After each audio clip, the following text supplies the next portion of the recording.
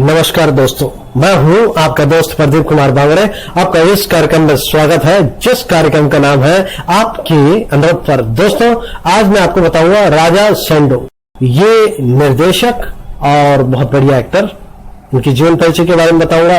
दोस्तों, वीडियो अच्छा लगे तो अपने दोस्तों में जरूर शेयर करें। राजा सैंडो एक भारतीय फिल्म अभिनेता, फिल्म निर्देशक और निर्माता। इन्होंने मुख्य फिल्मों में अभिनय के रूप में अपने कैरियर की शुरुआत की और बाद में 1930 के दशक में तमिल और हिंदी फिल्मों में एक प्रमुख अभिनेता और निर्देशक बन गए। इन्होंने प्रारंभिक भारतीय सिनेमा के अग्रदूतों में से एक माना जाता है। राजा सैंडो का जन्म तमिलनाडु के पुट्टुकोट्टई में हुआ था। सन 1894 या 1895 अनुमानित है। राजा सैंडो ने जिम्नास्टिक के रूप में प्रशिक्षण लिया था और उन्होंने बॉम्बे में एस.एन. पाटनकर की राष्ट्रीय फिल्म कंपनी में एक स्टंट अभिनेता के रूप में अपने फिल्म कैरियर की शुरुआत की। उनकी कद काठी बहुत मजबूत थी, इसलिए उन्हें राजा सैंडो का नाम दिया गया। उनकी पहली मुख्य भूमिका पाटनकर की भक्ति बोध, जो 1922 में आई थी, जिसमें उन्हें 101 रुपए वेतन दिया गया था। इसके अलावा वीर भीमसेन 1932, द टेलीफोन गर्ल 1926 जैसी मुख्य फिल्मों में अभिनय करके बहुत प्रसिद्ध हो गए। कुछ मुख्य फिल्मों में अभिनय करने के बाद उन्होंने मासिक वेतन पर रंजीत स्टूडियो में एक निर्देशन के रूप में काम किया। निर्देशक के रूप में उनकी पहली फिल्म थी स्नेह ज्योति, जो 1928 में आई। तमिलनाडु लौटकर उन्होंने आर पद्मनाभन की सोसाइटी फिल्म कंपनी के लिए कई मुख्य फिल्मों का निर्देशन और अभिनय किया। उनकी फिल्में ज्यादातर समाज सुधार के विषयों पर होती थी। उन्होंने बहुत सारी फिल्में बनाई, जिनमें से कुछ फिल्मों का नाम बता देता हूं मैं। हिंदुस्तान की शान 1931, उषा सुंदरी 1931। 1931 में आलम आरा के साथ बात करने वाली फिल्मों की शुरुआत के बाद वे बॉम्बे वापस चले आए और कई हिंदी और तमिल टॉकी फिल्मों में अभिनय किया। उन्हें अक्सर अभिनेत्री गौहर और सुलोचना के साथ जोड़ी मानी जाती थी। सन 1932 से 35 के बीच उन्होंने श्याम सुंदरी, देवकी और इंदिरा M.A. 1935 में जैसी फिल्मों में उन्होंने काम किया। 1935 में उन्हें अपनी पहली तमिल फिल्म मेनका निर्देशित करने के लिए कमीशन दिया गया और वे मद्रास लौट आए। उन्होंने निर्देशन और 1943 में अपनी मृत्यु तक फिल्मों में अभिनय जारी रखा। वसंत सेना 1936, चालाक चोर 1936, चंद्रकांता 1936, चूड़ामणि 1941 फिल्मों में उन्होंने अभिनय किया और निर्देशन भी किया। आखिरी फिल्म उनकी थी शिव कविता, जो कि 1943 में आई। राजा सैंडो को दिल का दौरा पड़ा। 25 नवंबर 1943 में कोयम्बटूर में इनकी मृत्यु हुई। उनके परिवार में उनकी पत्नी, जिनका नाम लीलाबाई, और एक बेटा था। सैंडो पहले तमिल फिल्म निर्देशक थे जिन्होंने फिल्म शीर्षकों में अभिनेताओं के नाम का उपयोग करने की प्रथा अपनाई।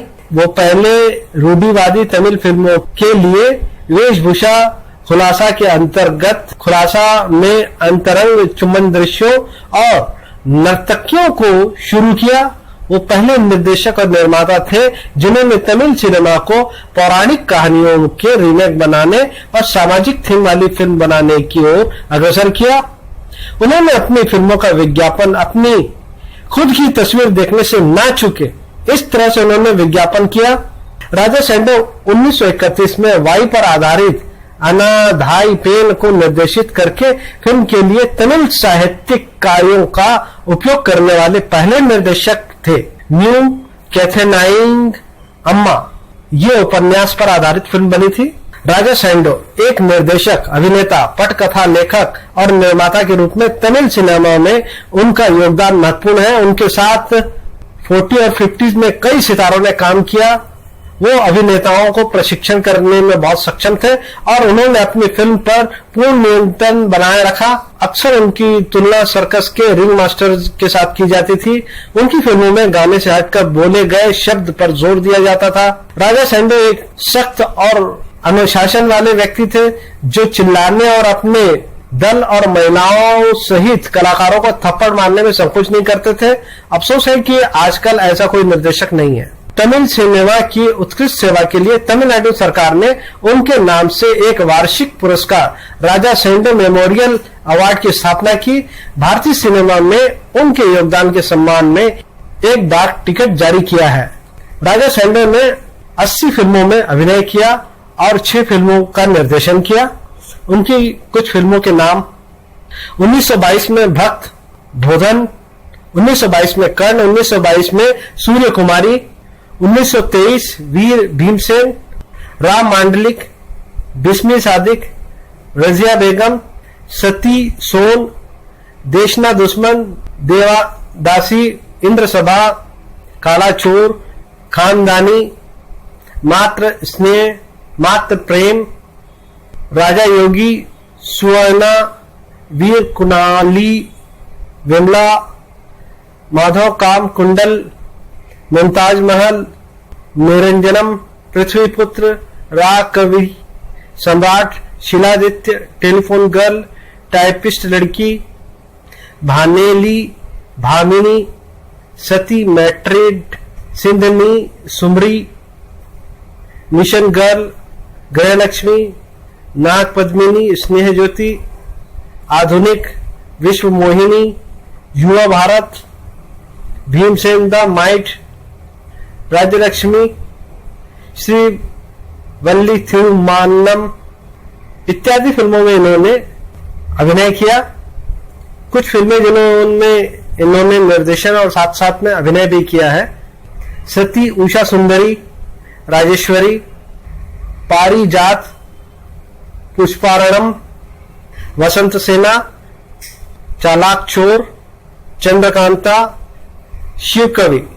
तो उम्मीद करता हूं दोस्तों मैंने आपको जो जानकारी दी है वो आपको जरूर अच्छी लगी होगी। तो इसी के साथ अपने दोस्त प्रदीप कुमार बांगड़े को इस कार्यक्रम से जाने की इजाजत दीजिए। नमस्कार, जय हिंद।